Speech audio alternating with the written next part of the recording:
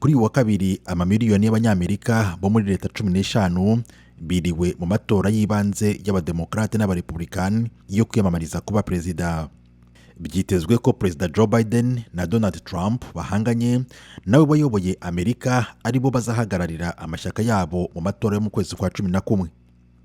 Inyinshi muri za leta zatoye uyu munsi ku wa kabiri zigiye guha abazaba batsinze amatora y'ibanze amajwi y'abazaba bagize inteko rusange yazo aho kuyatanga hakurikijwe umubare w'amajwi.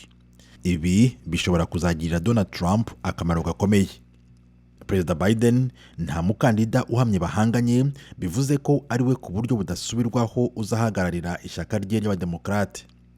Trump we nubwo ahabwa amahirwe menshi ntibibujije ko akiri ku rugamba, aho ahanganye na Nikki Haley wigeze kuba ambasaderi mu muryango w'abibumbye ONU.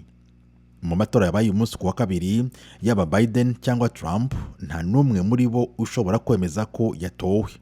Ariko kubera ko abarenga 1/3 cy'intumwa z'amashyaka bagaragazwa n'iri tora, bishobora gutuma Biden na Trump batera intambwe mu gutsindira ubwinshi bw'intumwa zabo. Ikindi, bidatinze bashobora kwegukana amajwi y'ishyaka ryabo akenewe mu matora y'ibanze azaba mu byumweru biri imbere. Tim Harris Ishimwe, Ijwi ry'Amerika.